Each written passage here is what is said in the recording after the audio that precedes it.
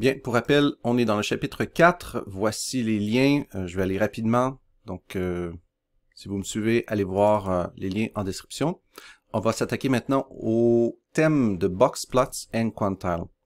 Boxplots, aussi traduit par boîte à moustache, je ne savais pas, j'étais vraiment surpris. Et Quantile, c'est deux concepts qui sont extrêmement reliés. C'est surtout des problèmes en lien avec la représentation visuelle, si on veut. Alors, je ferai pas vraiment d'introduction théorique, on va aller directement dans le code. Sinon, je crois que ça serait pas vraiment utile ni pertinent de prendre trop de temps là-dessus au niveau théorique. Ceci dit, il faut quand même saisir que Quantile est une division de l'espace d'information, des données, sous une représentation qu'on peut décider de manière arbitraire de dire je veux une division en 2, en 4, en 10, en 50, peu importe la division en quantile. Et ici, ce qu'on voit, c'est le code que j'ai ajusté parce qu'il y a plusieurs petits bugs, dont un qui vaut quand même la peine d'être présenté.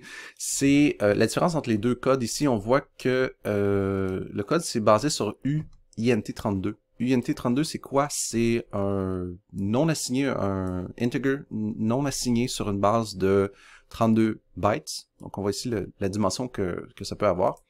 Le problème de ça, c'est que la non-assignation va créer un bug plus tard dans le code au niveau d'un appel de fonction de bin count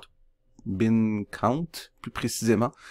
Et c'est parce que NumPy est très disons précis ou capricieux, peu importe, dans le type de données avec lequel il va travailler. Donc, ceci dit, petit bug très frustrant, mais prenez note de ça pour que ça fonctionne chez vous.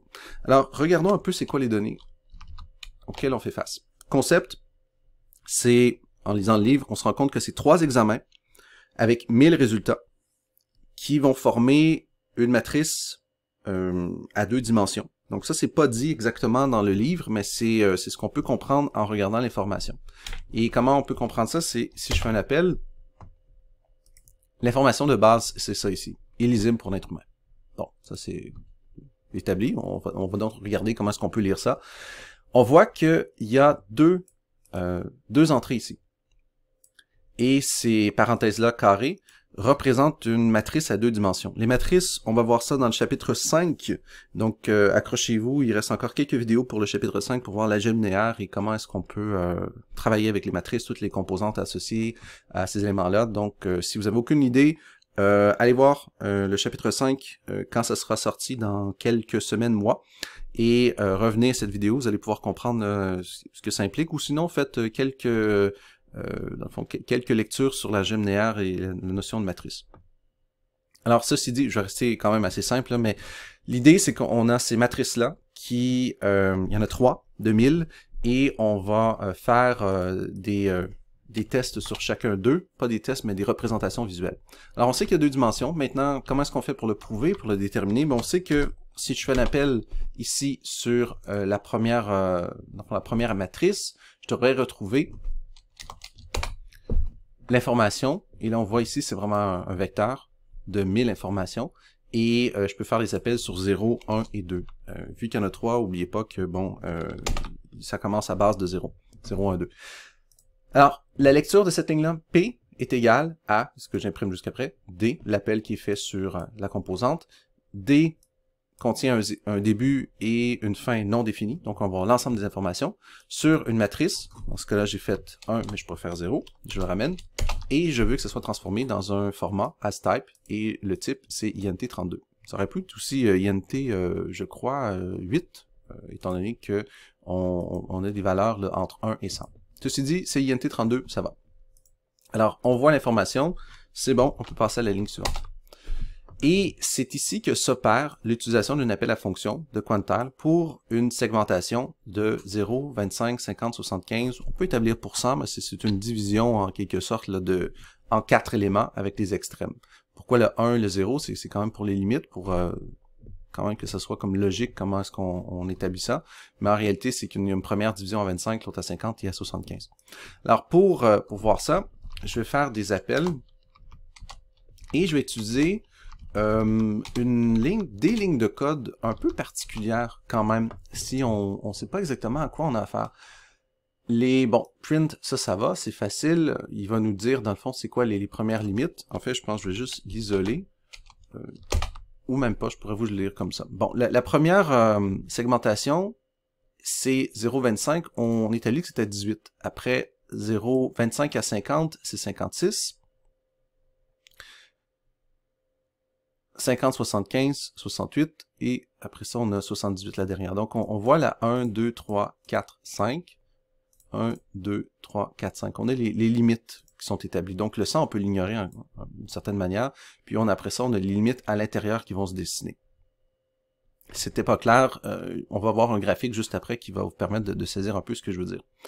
Ce qui est très étrange à lire ici, c'est que on a cette ligne-là qui est, dans le fond, une espèce de filtre. Je vais essayer de le traduire en mots. C'est qu'on établit que en fonction de Q0, la première instance, qui est de 18, c'est le premier appel qui est effectué là, on a en fait, je m'excuse, je vais corriger, là, c'est 1856, mais la manière comment elle est présentée, il y a quand même aussi... les limites sont pas aussi claires là, que c'est représenté là.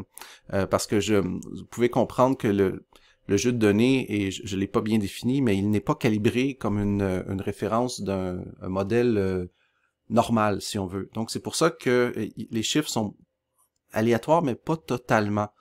Donc c'est pour ça qu'on va avoir on n'aura pas 250 exactement pour chaque, mais vous allez comprendre dans un instant. Alors, on a l'appel qui est fait, la fonction, ici, qui se rapporte à la deuxième section ici. Alors, ça ici, c'est vraiment juste pour la partie présentation. Le D, c'est pour décimal, mais ça pourrait être F pour avoir une écriture plus en fraction avec plus de décimales. Mais ici, c'est pour garder une espèce de nombre entier. Donc, c'est un peu étrange à lire si vous avez jamais fait ça. Pour les débutants, ça peut être très frustrant comme écriture. Alors, on a l'appel à fonction ici. Et je reviens sur Q0, donc l'appel qui est fait sur le premier élément, le 18. On veut quelque chose qui soit égal ou plus petit que P, et que P est plus petit que 56, 78, alors on effectue la somme sur les éléments associés. Donc c'est une espèce de mini filtre avec une boucle qui va additionner des éléments. Donc c'est une manière, si on veut, de synthétiser une petite fonction, mais de vraiment littéralement le faire sur une seule ligne. Alors ce qu'on retrouve ici, c'est que on a 250 éléments. Et remarquez que cette portion-là, elle pourrait complètement abandonner d'ailleurs. Vous voyez dans les autres trucs en dessous, c'est vraiment juste pour de la présentation visuelle. C'est pas, franchement, ça encombre un peu. Mais bon, c'est comme ça que ça a été écrit. Alors, on voit ici 250, 237, 253 et 248. Donc, ça fait partie des différents quantiles qui sont sectionnés pour chaque. Le 0, 0,25, le 0,25, 0, cette section-là, cette section-là et cette section-là. Donc, on a 1, 2, 3, 4 sections. Donc, je ne sais pas si c'est bien clair comment les sections sont attribuées, mais c'est vraiment comme c'est à l'intérieur de. C'est comme ça qu'on peut voir si on veut, l'espèce de fractionnement. Et cette chose-là ici nous permet par la suite d'avoir un format visuel qui est assez habituel, si on veut, avec l'histogramme, mais on retrouve quand même cette même segmentation-là, parce qu'on fait appel, en réalité, aux mêmes trucs là, qui sont énoncés. Et c'est là qu'on voit des limites qui sont attribuées sur les différents quantiles par la suite. Ce qui est intéressant, c'est que on a cette vision-là ici, à l'intérieur de ce graphique-là, qui est pas nécessairement le plus représentatif, mais qui permet de faire un lien entre les différents trucs. Alors, comment il est divisé? Bon, on reprend la même information, on divise dans le fond dans un format qui va suivre un peu la même logique avec la segmentation qui est effectuée ici. Puis, les trucs après, c'est plus pour le format. Mais on revoit un peu, on va revoir cette manière-là cette densité-là, si on veut, à l'intérieur là, de la boîte à moustaches. Donc, ces deux choses-là sont en quelque sorte équivalentes, sauf que lui va prendre l'information seulement de l'exemple qu'on a pris, le premier, le 1. On pourrait le mettre sur 2 aussi, mais lui va se retrouver dans cette lecture-là ici. Donc, vous voyez que c'est dense, c'est dur à nécessairement retrouver l'information, mais on pourrait comme faire une espèce de lien entre les deux, parce que les lignes noires qui sont là, proche de 80, c'est la même chose qu'on retrouve ici. Et l'autre ligne en dessous, c'est aussi la même chose. Donc, cette représentation-là, elle est un peu, si on veut, transposée, mais en beaucoup plus simple, si on veut. J'attire votre attention sur ce type de graphique-là, sur ce qu'on appelle les outliners. Cette espèce de machin-là ici, les points qui sont là, qui sont à l'extérieur, dans le fond, de ce calibrage-là. La manière comment Boxplot est configuré, c'est qu'il permet de trouver ces espèces d'éléments-là, ces possibles anomalies. Dans notre cas, c'est pas une anomalie parce que il y a effectivement des résultats qui sont à l'intérieur, qui sont plus bas que cette séquence-là qui est présentée parce que, ben, en fait, c'est un examen. Donc, il est fort possible que les gens aient des très basses notes.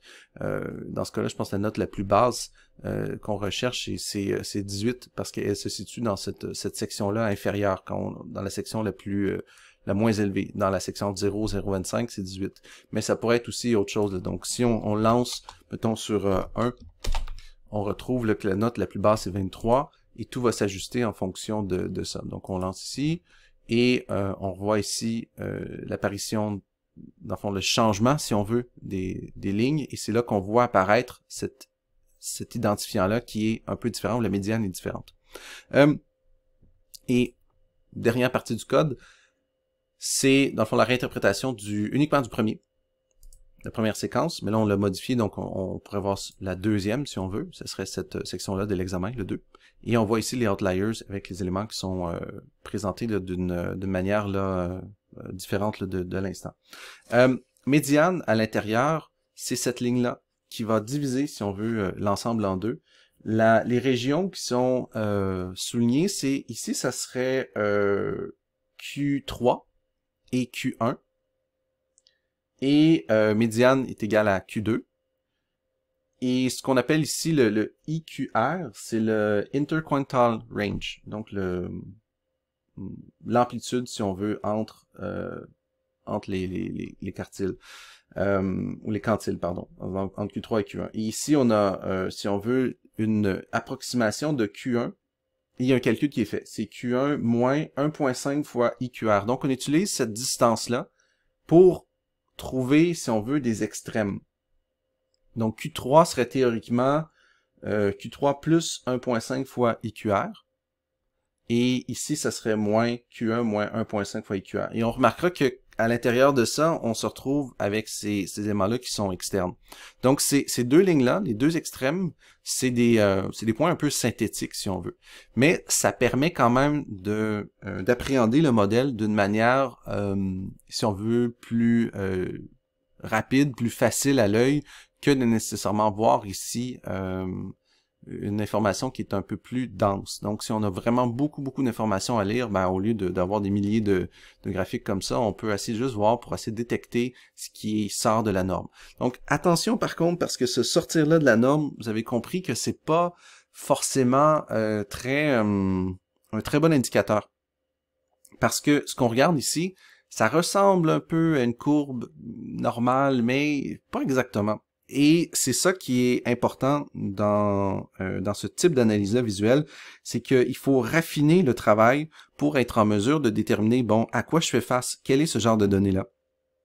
Et vous remarquerez que c'est encore pire si on voit des données qui sont catégoriques, parce que là, on peut même plus travailler avec cette courbe-là dite normale.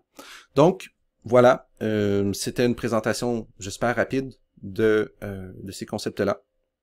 Et je vous attends pour la suite dans la prochaine vidéo. Merci, au revoir.